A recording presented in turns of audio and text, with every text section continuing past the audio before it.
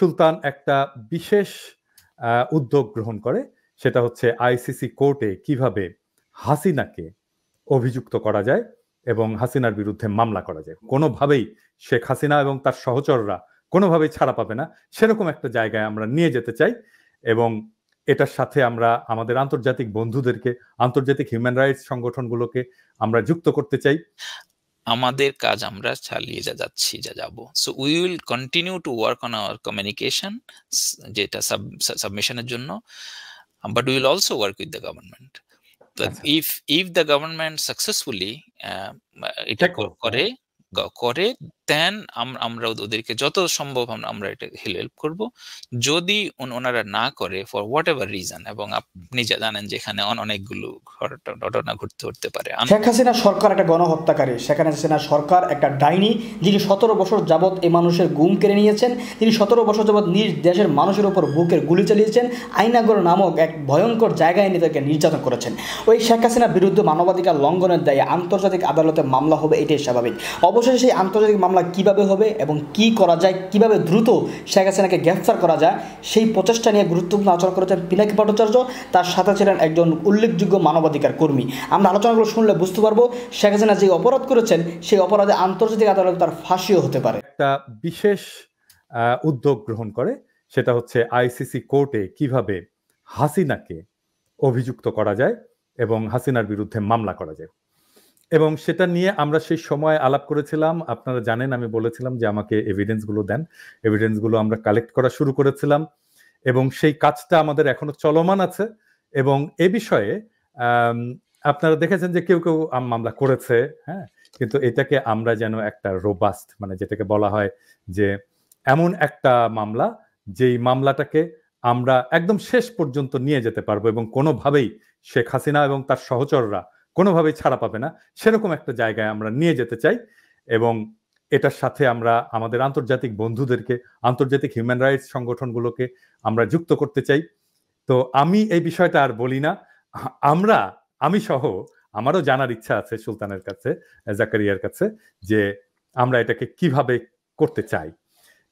সুলতান মোহাম্মদ জাকারিয়া, আপনার কাছে আমরা শুনতে চাই আপনাদের, মানে আমাদের পরিকল্পনাটা কি এবং কিভাবে আমরা এই কাজে অগ্রসর হব।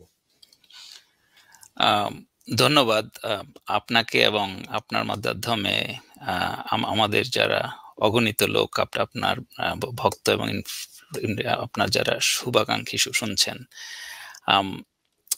আমরা এবং আপনি যেটা খুব সুন্দর করে বলেছেন যে একটা ফ্যাসিবাদ বিরোধী একটা লম্বা সংগ্রামে লড়াই আমরা একসাথে কাজ করেছি, এবং সেটা আমাদের জন্য সৌভাগ্য যে আমরা এটার একটা যৌক্তিক পরিণতি আমরা পেয়েছি। কিন্তু এটা ছিল আমাদের সংগ্রামের একটা ধাপ। আমাদের সংগ্রামের দ্বিতীয় এবং অন্যতম যে আরো যে ধাপগুলো রয়ে গেছে, সেটা হচ্ছে এই অপরাধীদেরকে বিচারের কাঠগড়ায় নিয়ে আসা এবং বাংলাদেশে যে নতুন যে একটা রাষ্ট্র গঠন করা, সেই রাষ্ট্র গঠনে আমরা যে যার জায়গা থেকে যতটুকু সম্ভব আমরা সহায়তা করা। বিচারের প্রশ্নে আমরা যখন জুলাইয়ের 3rd উইকে যখন ম্যাসাকার হলো, আমাদের শত শত বন্ধুদেরকে হত্যা করা হলো, আপনি জানেন যে আমরা যারা বাইরে থাকি, আমাদের জন্য দিনগুলো রাতগুলো ছিল খুবই নির্ঘুম এবং যন্ত্রণাময়।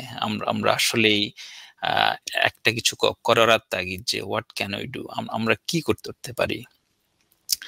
তো একটা চেষ্টা যেটা আমরা মিলিলে আমরা একসাথে যে জিনিসটা করতে চেয়েছি, যে শেখ হাসিনা যে ক্রাইমটা করেছে তার ট্রুপস দিয়ে, তার ছাত্রলীগের গুন্ডা বাহিনী দিয়ে, তার পুলিশ দিয়ে, বিজিবি দিয়ে, র্যাব দিয়ে, এই ঘৃণ্য খুনের অপরাধগুলো থেকে যাতে সে ছাড়া না পায়। এবং তখনকার বাস্তবতায়, অর্থাৎ জুলাইয়ের থার্ড উইক পর্যন্ত আমরা জানতাম যে শেখ হাসিনা বাংলাদেশ রাষ্ট্র চালাচ্ছে, জুডিশিয়ারি ইজ কম্প্রোমাইজড, এটার কোনো ইন্ডিপেন্ডেন্স নাই, এটা শেখ হাসিনার মতো করে রায় দেয়। সো যার ফলে আমরা যদি শেখ হাসিনাকে এই ক্রাইমের জন্য বিচারের মুখোমুখি দাঁড় করাতে চাই, তাহলে আমাদের সামনে একমাত্র অপশন ছিল যে ঘটনাগুলো ঘটেছে এটাকে মানবতার বিরুদ্ধে অপরাধ হিসেবে আন্তর্জাতিক অপরাধ আদালতে একটা করা, এটাকে বলে একটা কমিউনিকেশন সাবমিট করা। সেটারও ওয়ে হচ্ছে যে since Bangladesh is a state বা পার্টি, বাংলাদেশ রোম স্ট্যাটিউটের স্বাক্ষর করা রাষ্ট্র, এবং আমরা যেহেতু আইসিসি কনভেনশনের রোম স্ট্যাটিউটের ইন্টারাপ্ট করি জাকারিয়া, সেটা হচ্ছে যে প্রথম ধাপ আইসিসি কোর্টে মামলা করার প্রথম ধাপ হচ্ছে একটা কমিউনিকেশন সাবমিট করা। জি, তার মানে কমিউনিকেশনটা কি?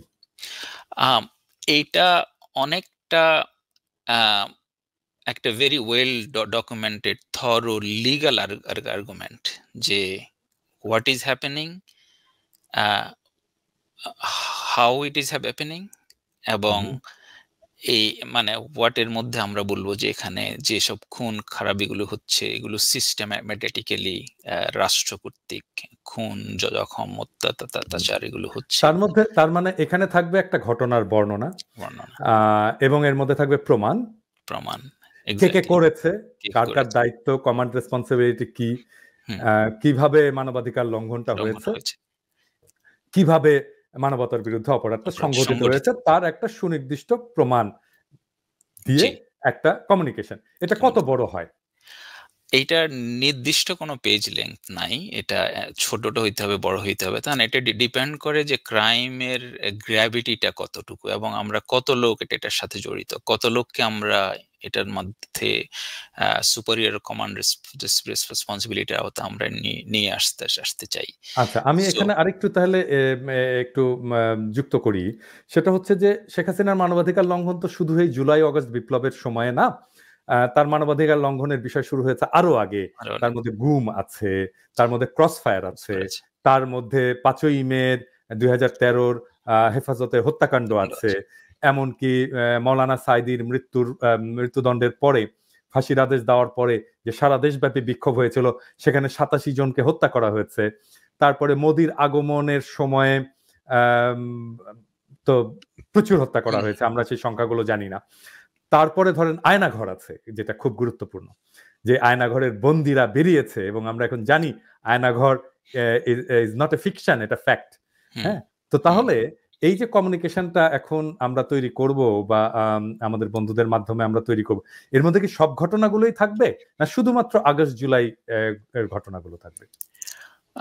গুড কোয়েশ্চেন, এটা খুবই ভালো প্রশ্ন। বেসিক্যালি শেখ হাসিনার ক্রাইম তো আপনি যেভাবে বর্ণনা করলেন এটা তো লিখে শেষ করা যাবে না। গত 10 বছর 15 বছরে অজস্র ক্রাইম। আমরা যদি শুধু জুলাই এবং অগাস্টে যে হত্যাকাণ্ডটা হয়েছে শুধু যদি সেটাও করি, আই বিলিভ, এবং আমাদের যারা আইন অঙ্গনের সাথে জড়িত বন্ধু আছে, যাদের এক্সপার্টিজ আছে on ICC and crimes against humanity, they agree যে এইটা will be sufficient also. But আমরা যেটা এখন যে পরিবর্তিত পরিস্থিতি, এখন Sheikh Hasina is gone and will talk about what is the implication on our initiative. আমার মনে হয় আমরা will include the systematic and forced disappearance যে কেসগুলো এবং এক্সট্রা জুডিশিয়াল যে কেসগুলো। So there are plenty of evidences that we can gather, কিন্তু আমার মনে হয় শুধু আমরা যদি 2-3টা বিষয় রাখি, যে গুম এবং গত 10-15 বছরে যে 3,000 লোককে যে সে মারল ক্রস ফায়ারে, এবং এই জুলাই এবং অগাস্টে যে প্রায় আমাদের 500 থেকে 600, মানে এটা ইজ এ কনজারভেটিভ, এখন আমরা জানি না যে আসলে কতজন মারা গেল। সো এখন এই যে even this numbers is huge, এটা বাংলাদেশের ইতিহাসে তো কোনো শাসক এত লোক মারারে নাই বাংলাদেশের ইতিহাসে কোনোদিন। এবং আমি বলি যে ৭১-এর যুদ্ধের ওই সময়টা বাদ দিলে ইভেন ব্রিটিশ বা পাকিস্তান যদি আপনি একসাথেও ধরেন, গত ৩০০ বছরের ৪০০ বছরের ইতিহাসে এই বাংলায় এত লোক কেউ মারারে নাই। তো এটা তো একটা হিউজ ক্রাইম। এবং এক সময় হতো যখন বর্গীরা আসতো, যখন বর্গীরা হামলা করতো তখন এই পরিমাণে হত্যাকাণ্ড তারা করতো। কিন্তু কোন শাসক আমি বলছি যে বাংলার এখানে আপনি যদি লক্ষণ সেনের আগেও যান, কোন শেখ হাসিনা তো শাসক না, আসলে শেখ হাসিনা তো দখলদার। বর্গীরা যেমন আগ্রাসনকারী, শেখ হাসিনাও ঠিক একইভাবে দখলদার। তার কোনো বৈধতা ছিল না, সে কোনো ভোট করেনি, সে আমাদের ভোটে নির্বাচিত না। আচ্ছা, আমি আরেকটা জিনিস করি, এটা আমার মনে হয় এই প্রশ্নটা দর্শকদের মনেও আসছে, সেটা হচ্ছে এই যে কমিউনিকেশন ডকুমেন্টটা, এটা কি তৈরির কাজে হাত দিয়েছেন অলরেডি? এখানে আমাদের অস্ট্রেলিয়ার এক বন্ধু উনি একটা সাবমিশন করেছেন, বাট এইটা he is now working with us. আমাদের একটা মিটিং হয়েছে। এটা আসলে মানে উনি একটু রাশ করে এটা সাবমিট করেছেন, but we now recognize that আসলে একটা রোবাস্ট আমাদের যে আমাদের উদ্দেশ্য হচ্ছে যে কমান্ড, সোজা বাংলায় আমাদের উদ্দেশ্য হচ্ছে শেখ হাসিনাকে ঝুলিয়ে দেওয়া, শেখ হাসিনাকে বিচারের আওতায় আনা, মানে আমার ভাষায় আর কি ঝুলিয়ে দেওয়া। হ্যাঁ, তো এখন এইটার জন্য আমাদের যে ইমপ্লিকেটিং এভিডেন্স গুলো দরকার। এখন একটা সেট অফ এভিডেন্স, এটা আপনার কাছেও আসছে, আমাদের ওই যে পোর্টালে ওখানে আমাদের শত প্রায় ২,০০০-এর বেশি লোকজন সাবমিট করেছে। এগুলো হচ্ছে ওয়ান সেট অফ এভিডেন্স, যে লোকজন গুলি করছে, কে করছে, হ্যাঁ, মৃত্যুর ঘটনাগুলোতে দেখাচ্ছে। বাট আমাদের আরেকটা খুব critical set of evidence we need, যে জিনিসগুলো নিয়ে আমরা কাজ করছি, যে আসলে how can we implicate this command মানে রেসপন্সিবিলিটির আওতায় শেখ হাসিনাকে, কাদের সাহেবকে, কিংবা অন্য যারা কমান্ড রেসপন্সিবিলিটির আওতায় আছেন, ডিবি হারুনকে, পুলিশের, অর্থাৎ what they did, what instruction they did. মানে একটা জিনিস বলি, ডিবি হারুন কোথায়? It's a good question. এটা বাংলাদেশের লোকজনকে মানে আপনি জানেন ডিবি হারুন কোথায়? আমি জানি না। আমি অনেক কিছু শুনছি, আমি স্পেকুলেশন বলতে চাচ্ছি না আর কি। আমার কাছে ডেফিনিটিভ কোনো ইনফরমেশন নেই। আচ্ছা, ঠিক আছে, আমি একটু আপনাকে থামিয়ে দিয়ে মাঝে মাঝে প্রশ্ন করতে হচ্ছে, আপনি কিছু মনে করবেন না, কারণ আমার মনে যে প্রশ্নগুলো আসছে সে একই প্রশ্ন হয়তো দর্শকদের মনেও আসছে। হ্যাঁ, আমি খুব নাইভ ভাবে আপনাকে আপনার ইয়েটাকে অ্যাপ্রোচ করতে চাই। ধরেন একজন শাসক একটা ক্রাইম এগেইনস্ট হিউম্যানিটি করলো, একটা ওয়ান স্পেসিফিক একটা ইনস্ট্যান্স, ধরেন আয়না ঘরের মতো একটা ঘটনা ঘটালো। আয়না ঘরে এরকম করে নিয়ে যে মানুষকে বিচার ছাড়া আটকে রাখলো, যার আসলে কোনো অপরাধ নাই, যে কোনো অপরাধ করেনি, হ্যাঁ, এবং যার বিরুদ্ধে কোনো ফৌজদারি একটা অভিযোগ দায়ের করারও মতো তার কোনো অপরাধের কোনো হিস্ট্রি নাই, হ্যাঁ, কিন্তু তাকে কিছু করা যাচ্ছে না, কিন্তু তাকে জেলে ঢুকাতে হবে, তাকে নির্যাতন করতে হবে এবং তার মুখটা বন্ধ করে রাখতে হবে। সেই জন্য সে একটা সিক্রেট ডিটেনশন সেন্টার বানালো, যেটা বাংলাদেশের আইনের মধ্যে নাই, তার এখতিয়ারের মধ্যেও নাই।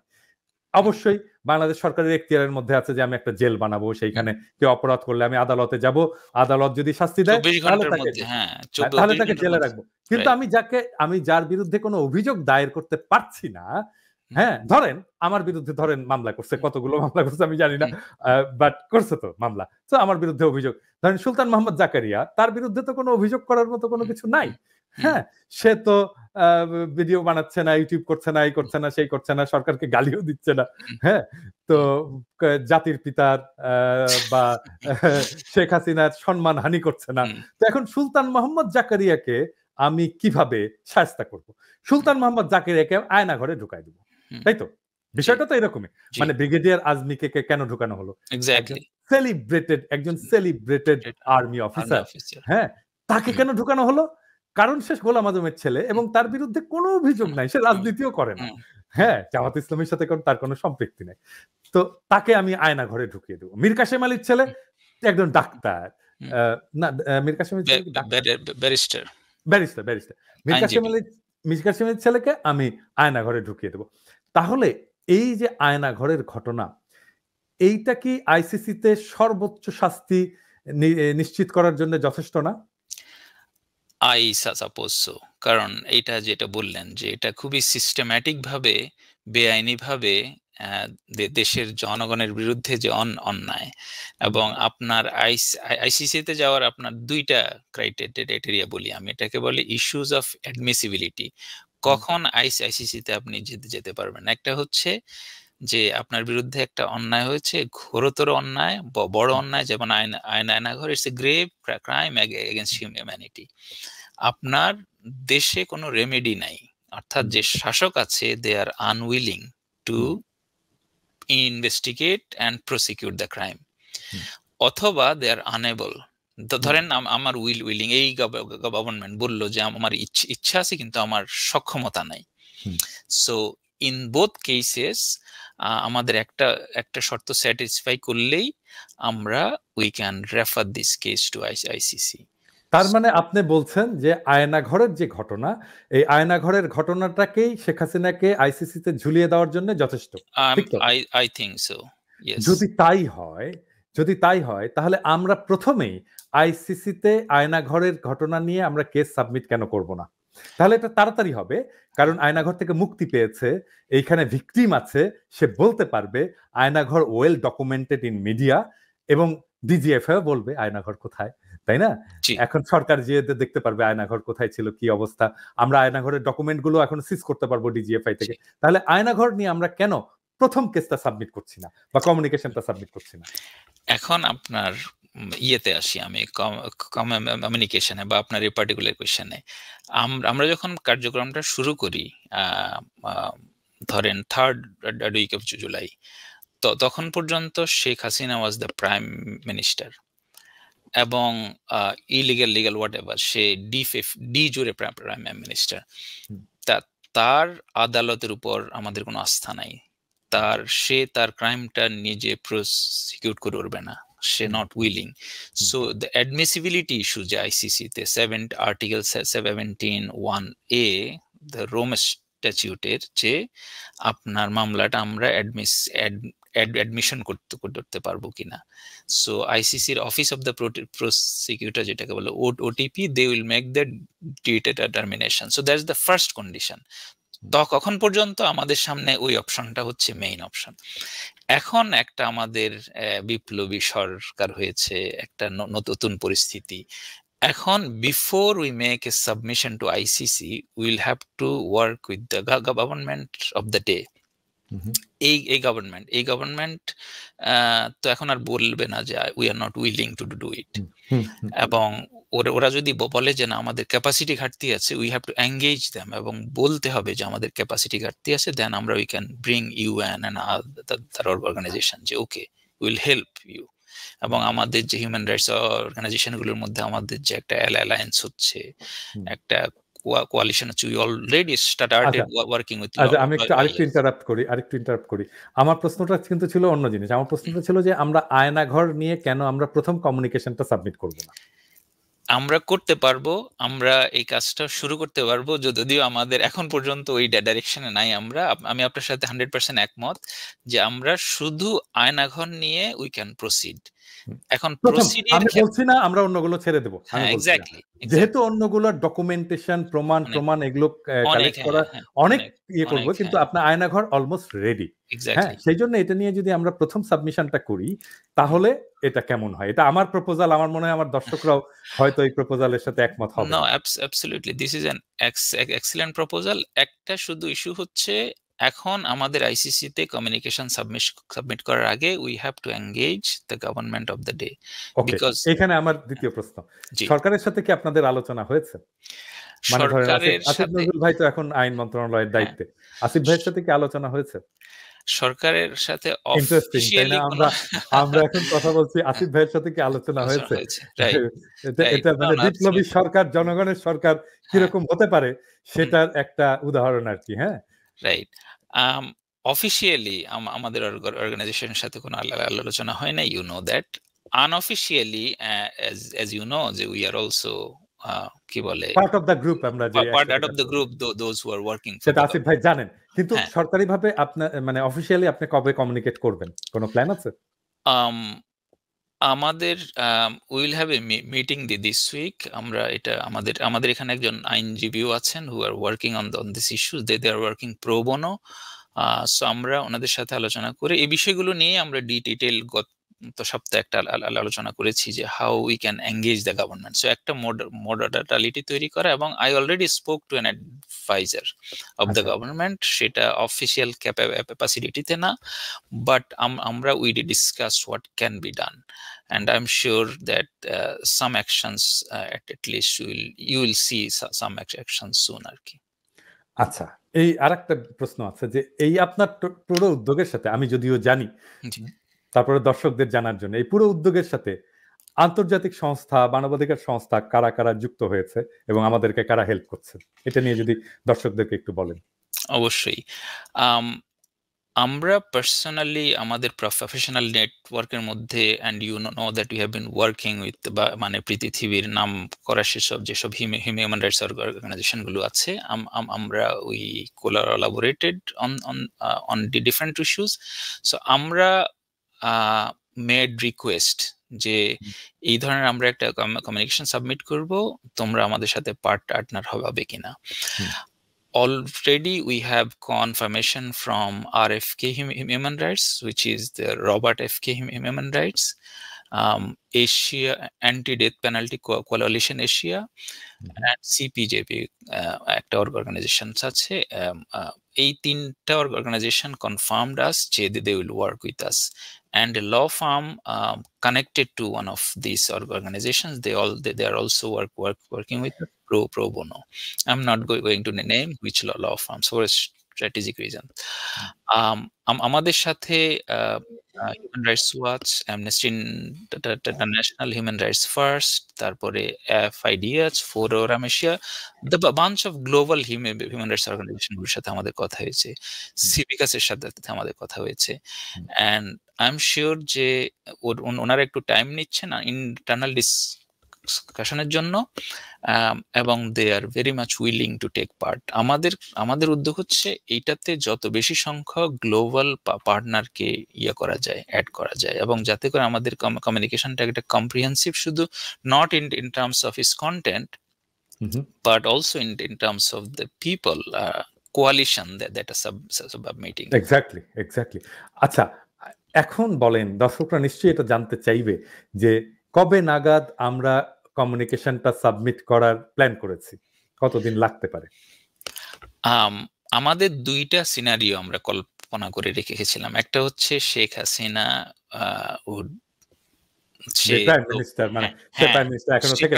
থেকে যাবে, পৃথিবীতে অনেক খারাপ লোক অনেক লম্বা সময় ধরে থাকে। সো আমাদের একটা সিনারিও ছিল যে সে হয়তো থাকবে। সেই ক্ষেত্রে আমাদের একটা ছিল যে will take 6 months, 6 months to 1 year or more like that, because we need implicating evidences, এবং তখন এই এভিডেন্স গুলো কালেক্ট করার ক্ষেত্রে যে আমাদের রাষ্ট্রের হুইসেল ব্লোয়ার কারা, এগুলো বের করাটার অনেক সমস্যা হইতো। এই মুহূর্তে সিন্স একটা নিউ গভর্নমেন্ট আসছে, সিন্স উই স্টার্ট আমাদের government, exactly, so they are our partners, we need to understand যে তাদের সাথে আমরা কিভাবে টাইমলাইনে কাজ করতে পারি। এবং অ্যাগেন আমি বলছি, এখনকার বাস্তবতায় হচ্ছে we can help the government, আমাদের যে অর্গানাইজেশন, উই ক্যান হেল্প। আগে ছিল যে আমরাই এটা ইনিশিয়েট করব, এখন হবে যেটা গভর্নমেন্ট ইনিশিয়েট করবে, আমরা এটাকে সাপোর্ট করব। এবং government can create a local tribunal, একটা আইন করে, can bring in UN support, যে না আমাদের এখানে ইনভেস্টিগেট করতে আমাদের এই সাপোর্টটা লাগবে। তাহলে কি আমরা আইসিসিতে যাচ্ছি না? এখন সরকারের কাছে আমাদের অপশনটা ইজ নট ক্লোজড। আমরা যদি দেখি যে এই গভর্নমেন্ট করছে না এটা, দে আর আনউইলিং, অথবা they are unable for whatever reason, আমাদের কাজ আমরা চালিয়ে যাব। So we will continue to work on our communication, যেটা সাবমিশনের জন্য, but we will also work with the government. If the government successfully এটা করে, করে দেন আমরা ওদেরকে যত সম্ভব আমরা এটা হেল্প করব। যদি ওনারা না করে ফর হোয়াট এভার রিজন, এবং আপনি জানেন যে এখানে অনেকগুলো ঘটনা ঘটতে পারে, আননোনস, সেই ক্ষেত্রে আমরা যাতে আমাদের কাজটাকে আমাদের যে প্ল্যান মতো আমরা এগিয়ে যাই। মোদ্দা কথা হচ্ছে will not spare Sheikh Hasina or any of her criminal gang, যারা আমাদের ছাত্র ভাইদের বুকে গুলি চালিয়েছে, রক্ত ঝরিয়েছে, আমাদের ইতিহাসে নারকীয়তম হত্যাকাণ্ড করেছে।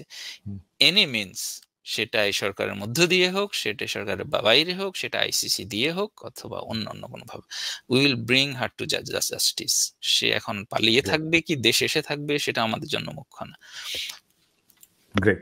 আচ্ছা, আমার তাহলে কি আমরা এটাকে, কারণ আমরা যখন প্রিপেয়ার করছিলাম এই মিটিং এর সময়, সে আপনি জানেন যে একের পর এক ফোন আসছিল, এবং মানুষের যে উদ্বেগ যে হাসিনা কি পার পেয়ে গেল, হ্যাঁ, তো এই উদ্বেগটা থাকবে, এটা স্বাভাবিক আমি মনে করি।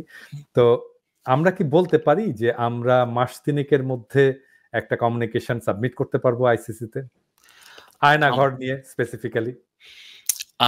আমরা এখন সরকারের কার্যক্রমে সহায়তা করতে হবে। সো আমাদের টাইমলাইন এখন contingent on what governments do. আমাদেরকে ডিটারমাইন করতে হবে এখন সরকার এটা করছে কিনা, আমাদের মানে সরকার ট্রাইব্যুনাল করছে কিনা। এখন ধরেন মানে সরকারের তো এখন অনেক ধরনের কাজ, আইন শৃঙ্খলা পরিস্থিতির উন্নতি করা, ইকোনমি তো ডিস্ট্রয়েড হয়ে গেছে, আমরা এখনো জানি না আমাদের কত রিজার্ভ আছে, হ্যাঁ, পুলিশ বিদ্রোহ করলো, হ্যাঁ, এটা কত কাজ। এখন এটার মধ্যে একদম সরকারের জন্য বসে থাকাটা কি উচিত হবে? যেহেতু আমরা এটা নিজেরা করতে ক্যাপাবল, আমরা এটা নিজেরাই করতে পারতাম, সরকারকে পাশে রেখে বরং সরকার আমাদের পার্টনার হোক, আমরা সরকারের পার্টনার না হয়ে, সেটা কেমন হয়? সেটা আমরা করতে পারতাম যদি না আইনি একটা নতুন বাস্তবতা তৈরি না হতো। 5ই আগস্টের পরে নতুন একটা আইনি বাস্তবতা তৈরি হয়েছে, যে এখানে আমাদের আর্টিকেল 17(1)(a) কে স্যাটিসফাই করতে হবে, যে অ্যাডমিসিবিলিটি। আর্টিকেল 17(1)(a) হচ্ছে রোম স্ট্যাটিউটের যে অফিস অফ দ্য প্রসিকিউটর, ওটিপিতে যখন আমরা একটা কমিউনিকেশন সাবমিট করব, তখন দে উইল ডিটারমাইন যে এই কেসটা তারা প্রসিড করবে কিনা, এই কেসটা তারা অ্যাডমিট করবে কিনা। সো অ্যাডমিশনের ক্রাইটেরিয়া হচ্ছে দুইটা, যে স্টেট বা পার্টি, অর্থাৎ বাংলাদেশ যেহেতু member, they are unwilling to investigate this crime এবং প্রসিকিউট দিস ক্রিমিনালস, অথবা they are unable to investigate this crime, অথবা। ওকে, আমি যেটুকু বুঝলাম যে এই বাস্তবতায় বাংলাদেশ সরকারকে, বাংলাদেশ যদি এটা হাসিনা থাকতো তাহলে আমরা এটা ইনিশিয়েট করতে পারতাম, 3 মাসের মধ্যেই আমরা এটা সাবমিট করতে পারতাম। এখন যেহেতু সরকার নিয়েছে, সো এখন এই সরকার, এবং যেহেতু আমাদের এই সরকার, সো এই সরকারকেই আসলে এই কাজটা ইনিশিয়েট করতে হবে। তাহলে আমাদের সরকার যদি তাদের কমিটমেন্ট থেকে রিট্রিট করে, then we still have a case, এবং আমরা এই জিনিসটা নিয়ে কাজ করছি। তাহলে আমাদের কাজ হচ্ছে সরকার কত দ্রুত এই কাজে হাত দেয় সেটার জন্য আমাদের চাপটা অব্যাহত রাখা, এবং সরকারকে যত ধরনের টেকনিক্যাল সাপোর্ট দিয়ে দেওয়া যায় সেটা ইউএন। আরেকটা প্রশ্ন, এটা সরি ইন্টারাপ্ট, আরেকটা প্রশ্ন, শাস্তিটা কি হতে পারে? সর্বোচ্চ শাস্তি কি? সর্বোচ্চ শাস্তি আপনি আন্তর্জাতিক আদালতের যেগুলো ক্রাইমস এগেইনস্ট হিউম্যানিটির কেস, আমি যেটা এক্সপেক্ট করি রিজনেবলি ভেরি লেংদি সেন্টেন্স। আমরা যেগুলোকে যাবজ্জীবন বলি বিষয়গুলো, মানে ওটা হচ্ছে বেসিক্যালি দ্য থ্রেশহোল্ড আর কি, এর বাইরে, কারণ ওখানে তো আর মৃত্যুদণ্ডের কোনো বিধান নাই। So they can get the maximum sentence, given আমরা এটাকে কতটুকু মাত্রা এটাকে প্রুভ করতে পারি, কত কাউন্টে তাকে শাস্তি দিয়ে দেওয়া হয়, কত ধরনের অপরাধ সে করেছে। So it can be amplified. কোন লোক ধরেন 1000 বছর শাস্তি পেতে পারে, সে তাকে সাজাটা কোথায় কাটাতে হবে? অ্যাগেইন এটা যদি রাষ্ট্র নিজে না করে, যদি আন্তর্জাতিক ক্রিমিনাল ট্রাইব্যুনাল করে, তাহলে ওই ব্যক্তি যদি পলাতক থাকে অন্য কোনো রাষ্ট্রে, ওই রাষ্ট্র যদি আইসিসি সিগনেটারি হয় বা পার্টি হয়, তাহলে ওই রাষ্ট্র তাকে গ্রেফতার করতে হবে এবং আইসিসির জুরিসডিকশন মতো তার সাজা নিশ্চিত করবে। কিন্তু তার মানে যে আমরা যেহেতু জানি যে আইসিসি সিগনেটরি ইন্ডিয়া না, তাই তো? ইন্ডিয়া যদি সিগনেটরি হতো তাহলে এখানে সাজা হলে ইন্ডিয়াকে অ্যারেস্ট করে ইন্ডিয়ার তিহার জেলে পাঠিয়ে দিতে হতো, তাই না? পাঠিয়ে দিতে হতো, রাইট? তো এখন কত ভালো হতো। ইন্ডিয়া তো সিগনেটরি না, রাইট? এখন সেটা একটা ওর জন্য একটা এসকেপ, এবং সেই যে জন্য আমার মতে সে যদিও বলছে যে অমুক দেশে যেতে চায় তমুক দেশে যেতে চায়, বাট আপনি জানি যে সে আসলে ওই দেশগুলোতে যাবে না যেখানে তার এই বিচার ফেস করার ঝুঁকি আছে। কারণ সে ইন্ডিয়াতেই থেকে যাবে, যেভাবেই হোক সে টাইরে নাইরে করে ইন্ডিয়াতে বা থেকে যাবে, বেলারুশে থাকবে, বা সে হয়তো নর্থ কোরিয়াতে যাবে, যে এখানে যেখানে আইনের শাসনের। আরেকটা জিনিস বলি, ধরেন নাজি যে অফিসারদেরকে আমরা তো জানি, আইকম্যানের কথা জানি, আইকম্যানকে আর্জেন্টিনা থেকে ধরে এনেছিল, হ্যাঁ, ধরে মানে তাকে আসলে গুম করে নিয়ে আসছিল ইসরায়েলের গোয়েন্দা সংস্থা। তো আমরা যদি হাসিনাকে এইভাবে তুলে আনতে পারি আমাদের শক্তিতে, হ্যাঁ, তাহলে কি আইসিসি তাকে গ্রহণ করবে? Why not? আমার কথা হচ্ছে আইসিসি তো দেখবে না যে আপনি তাকে কেমনে আনছেন, কথা হচ্ছে সে তাকে কোথায় পাওয়া যায়, দ্যাটস দ্য মুখ্য বিষয়। কোন প্রক্রিয়ায় পাওয়া গেল সেটা তো আবার অন্য আর কি, অন্য লিগে গেলে। আমাদের ভিডিও ডেফিনেটলি হাসিনা দেখবে। তো আমরা এই ভিডিওর মাধ্যমে হাসিনাকে বলতে চাই যে সে ব্ল্যাক ক্যাট বা যেই পাহাড়াতেই থাকুক না কেন ইন্ডিয়াতে, আমরা হাসিনাকে ধরে আনবো, যেভাবে হোক আমরা হাসিনাকে ধরে আনবো। আমাদের এটা করতেই হবে। আর আমরা চাইবো বেসিক্যালি যে ভারত সরকারের শুভবুদ্ধির উদয় হবে, এবং ভারত সরকার বাংলাদেশের জনগণের প্রতি সম্মান দেখিয়ে, কারণ ভারতের সাথে এখন আমাদের একটা প্রত্যর্পণ মানে আসামি প্রত্যর্পণ চুক্তি আছে, এটা শেখ হাসিনাই করেছে। তো এখন ওই চুক্তির চুক্তির আওতায় আমাদের সরকার এখন শেখ হাসিনা একজন অপরাধী হিসেবে তার কাছে, ভারতের কাছে চাইতে পারে যে তুমি আমার, এটা হচ্ছে আমার অপরাধী, sentence in a court of law. ওই যে একটা প্রবাদ আছে না, যে পরের জন্য কুয়া খুললে নিজেই যে পড়ে, এক্স্যাক্টলি, এটা তার বোধহয় এরকম হলো। আচ্ছা, ফাইনালি আরেকটা প্রশ্ন আছে, আমরা কি এই মামলায় এই যে ওই যে একটা পোলা আছে না, কুত্তা নিয়ে বসে থাকে, কুত্তাটা কিন্তু সুন্দর আছে, হ্যাঁ, তো ওরে কিছু করা যায় না? না, আমি এখানে ধরেন আমি ফোকাস করতে চাই, মানে আমরা শুধু ফোকাস করতে চাই যে কমান্ড রেসপন্সিবিলিটির আওতায়, অর্থাৎ যারা এখানে এই অপরাধগুলোর আদেশ নির্দেশ দিয়েছে বা দেওয়ার মতো ক্ষমতায় ছিল, যদি কোনোভাবে XYZ অন্য যে কোনো ব্যক্তি এটার মধ্যে পড়ে যে উনিও সক্রিয়ভাবে অংশ নিয়েছে নির্দেশনা দেওয়াতে, এখন সেটা দেখতে হবে তার এখতিয়ার ছিল কিনা। হ্যাঁ, এখন সেটা একটা জিনিস তো বলতে পারি যে ইন্টারনেট শাটডাউন করে জেনোসাইডকে ঢাকার চেষ্টা করা, মানে ইন্টারনেট কেন শাটডাউন করা হয়েছে, এটা প্রথমত একটা মানবাধিকার লঙ্ঘন, এবং তার অবজেক্টিভ ছিল যে আমি এই জেনোসাইডটা করব এবং এটা আমি দুনিয়াকে দেখতে দেব না, এবং এইটাই যে শাটডাউন করেছে সেটার সেই মন্ত্রণালয়ের উপদেষ্টা তো জয়। এখন উপদেষ্টা is a very technical term, মানে উপদেষ্টা আপনাকে উপদেশ দিতে পারে, কিন্তু আপনি শুনবেন কিনা এটা তো আপনার উপর, কারণ উপদেষ্টা ডাইরেক্ট চেইন অফ কমান্ডের মধ্যে পড়বে কিনা, I'll have to check, but it's a good question. আমার হাঞ্চ হচ্ছে it will be difficult to pin him down, because advisory roles are advisory roles, he can always defend. যে ধরা যাক আমি বলি একটু যে মানে একটা কাজ করা তো একটা মুখে মুখে হয় না, একটা তো নোট চালাচালি হয়, সেক্রেটারি আমলাতান্ত্রিক ব্যুরোক্রেসিতে কিভাবে কাজ করে, হ্যাঁ, ধরেন মানে পলক না ওর নাম, জি, পলক যেই নোটটা দিয়ে এটা এক্সিকিউট করলো, তাকে একটা নোট ইনিশিয়েট করতে হয়েছে, একজন ডেস্ক অফিসার ইনিশিয়েট করছে, সেইখানে তাকে লিখতে হয়েছে, হ্যাঁ, এবং আই এম প্রিটি শিওর ওইখানে সে লিখছে মাননীয় উপদেষ্টার সাথে এই বিষয়ে আলাপ হয়েছে, তিনিও সম্মতি দিয়েছেন। এরকম একটা কথা যদি থাকে তাহলে তো মানে এখানে একটু ট্রিকি এটাতে। ধরেন এখন গভর্নমেন্ট সিস্টেমে তো উনি মাননীয় উপদেষ্টার কথা শুনতে বাধ্য নন, so he had to take actions on his own. এখন উপদেষ্টার কথা শুনতে উনি বাধ্য নন, কারণ না না না না না আমি আমি আমি আমি আবার একটু জিনিসটা বলি, বুঝিয়ে বলি। ধরেন আমি পলক, তো এখন আমি ইন্টারনেট বন্ধ করে দেবো। তো এখন আমি যদি ইন্টারনেট বন্ধ করে দিই তাহলে তো আমি বললাম এই ইন্টারনেট বন্ধ করে দাও, এটা তো হবে না, তাই না? এটা প্রসেস, একটা সিস্টেম, একটা ব্যুরোক্রেটিক সিস্টেম তো আছে। ব্যুরোক্রেটিক সিস্টেমটা কি? একটা নোট ইনিশিয়েট করবে একজন ডেস্ক অফিসার, হ্যাঁ, যে এই কারণে এটা যায়, তারপরে এটা উপরে যাবে, ডেপুটি সেক্রেটারি হয়ে মন্ত্রীর কাছে আসবে। হ্যাঁ, মন্ত্রীকে একটা নোট দিতে হবে।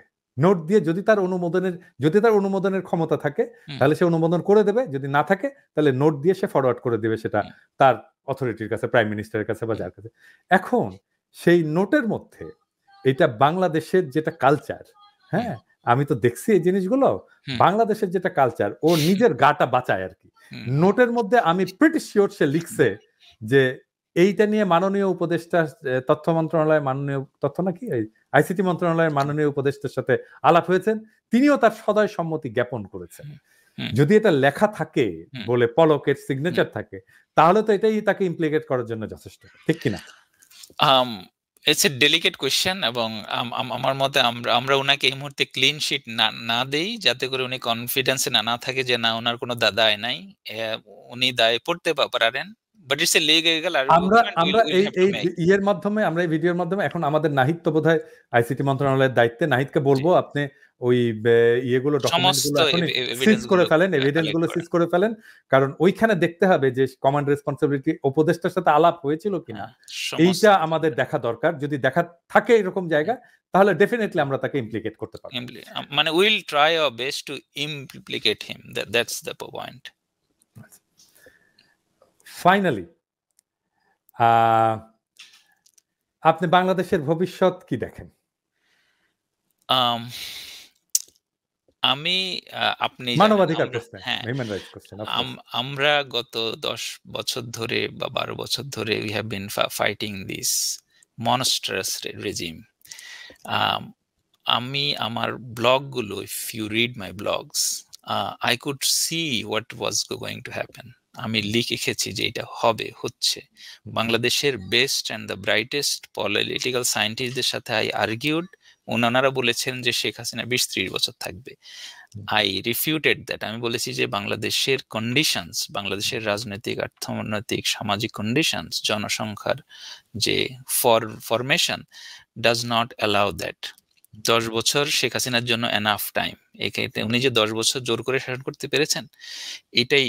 সুতরাং বাংলাদেশের জনগণের মধ্যে এটা হিস্টোরিক্যালি একটা রেজিলিয়েন্স আছে, যে এই ধরনের authoritative system they will not accept. আমি এখন খুবই হোপফুল আমার এন্টায়ার লাইফ টাইমে, যে এখন যে ছাত্ররা উদ্যোগগুলো নিচ্ছে, ছাত্ররা ফ্রন্ট লাইনে আছে, অনেক ধরনের কথা বলছে, কিন্তু আমি মনে করি ছাত্রদের এই ইনভলভমেন্টটা এটা অনেক বড় একটা ব্যাপার। কারণ তাদের, ইভেন আপনার আমার চেয়েও তাদের ইমিডিয়েট স্বার্থটা কম, কনফ্লিক্ট অফ ইন্টারেস্টটা কম, they are fresh blood, they are very innocent. They have very little conflict of interest, এবং তারা উদ্যোগ নিয়ে সাহস করে যে কাজগুলো করতে পারবে, সেটা আপনার আমার পক্ষেও হয়তো, মানে আমরাও তুলনামূলকভাবে আমরাও তো তরুণ, কিন্তু আমাদের চেয়ে ওরা আরো ফ্রেশ ব্লাড। সো আমি বেশ হোপফুল। আমি আমার সম্প্রতি একটা সোশ্যাল মিডিয়া পোস্টে বলেছি, আমাদের এই বিপ্লবের, এই নিউ বাংলাদেশের 3টা স্তম্ভ, এবং এটাকে আমাদেরকে সুরক্ষা করতে হবে। একটা স্তম্ভ আমাদের ছাত্র জনতা, যারা এটাকে সফল করেছে, এইদের সংগঠনটা, আমাদেরকে এদের সংগঠনটা প্রসপার করার, বড় হওয়ার, সংগঠিত হওয়ার সমস্তভাবে হেল্প করতে হবে, কারণ এরাই হবে আমাদের নতুন বাংলাদেশের বিপ্লবের ভ্যানগার্ড। এবং এদেরকে আমরা যাতে হেল্প করি সর্বতভাবে, এটা হচ্ছে আমাদের মেইন স্তম্ভ, মানে একটা মূল স্তম্ভ। এটা যদি ধসে যায় তাহলে আমরা বিপদে পড়ব। দ্বিতীয় স্তম্ভ আমাদের সামরিক বাহিনী। একটা রাষ্ট্রে সংগঠিত, সবচেয়ে সংগঠিত, মানে যার ফায়ার পাওয়ার বলেন, অর্গানাইজেশনাল ক্যাপাসিটি বলেন, আমাদের মতো দেশগুলোতে সবচেয়ে সংগঠিত ফোর্স হচ্ছে আর্মি। আপনি দেখেন মিলিটারির শুরুর দিকে গুলি করছিল কিছু অফিসার, কিছু বিচ্যুত হয়ে যাচ্ছিল, এবং আমাদের সামনে পৃথিবীতে নজির আছে যে মিলিটারি যদি একটা দুর্বৃত্ত শাসককে রক্ষা করতে চায়, হাজার হাজার লোক হত্যা করে হলেও একটা শাসক বেঁচে যেতে পারে। সো আমাদের military played a very significant role. ওরা আমাদের পক্ষ নেয় নাই, কিন্তু ওরা ছাত্র জনতার বুকে যে গুলি চালাবে না, এই যে সাহসটা করলো, যে এই যে সাহসটা করে শাসকের মুখের উপর বলল যে না, we will not kill our brethren anymore, we will not shed anymore blood, এইটা আমাদের বিপ্লবকে সম্ভব করেছে, সম্ভব করেছে। The moment they said that no, we will not shoot at our people anymore, that's a fundamental shift in the game. So এইটাকে আমাদেরকে ধরে রাখতে হবে। আমাদের মিলিটারি বিরুদ্ধে আপনিও বলেছেন, আমিও সোশ্যাল মিডিয়াতে যখন তারা ইনিশিয়ালি তারা শুট করছিল, আমরা ওদের বিরুদ্ধে লিখেছি। সবাই মিলে আমরা একটা চাপ সৃষ্টি করেছি, আমাদের বন্ধুরা মিলে আমরা ইউএনএ চাপ সৃষ্টি। দর্শক আলোচনাগুলো শুনে বুঝতে পেরেছেন, শেখ হাসিনার ফাঁসি হওয়ার জন্য আমি মনে করি না এখানে বিচারকদের বেশ তদন্ত করতে হবে, কারণ তার তথ্য বা তার অপরাধ আমাদের সামনে বা বিশ্বের সামনেই উপস্থিত হয়েছে। এই লাস্ট 36 দিনে সে যে অপরাধ করেছে, শিশু হত্যা থেকে শুরু করে মানুষকে গণহত্যা করেছে, এই অপরাধ ফাঁসি দেওয়া যায়। বিডিআর হত্যাকাণ্ডে যেন ফাঁসি দেওয়া যায়। আল্লামা সাঈদীর ফাঁসির রায়ের পর 87 জন মানুষ মেরেছে, এই রায়ে তাকে ফাঁসি দেওয়া যায়। বেগম খালেদা জিয়াকে নির্দোষ থাকার পরেও তাকে কারাদণ্ড দেওয়া হয়েছে, এই 200 থেকে ফাঁসি দেওয়া যায়। এই 17 বছর যাবৎ হাজার হাজার মানুষকে আয়না করে নিয়ে হত্যা করেছে, এই 200 থেকে ফাঁসি দেওয়া যায়। অর্থাৎ হাসিনার ফাঁসির জন্য, ফাঁসি কার্যকরের জন্য, রায়ের জন্য বেশ তদন্ত করতে হবে না, সব তদন্ত সামনে আছে। শুধুমাত্র আন্তর্জাতিক আদালতে হাসিনার বিরুদ্ধে আমাদের পদক্ষেপগুলো নিতে হবে খুব জোরালোভাবে।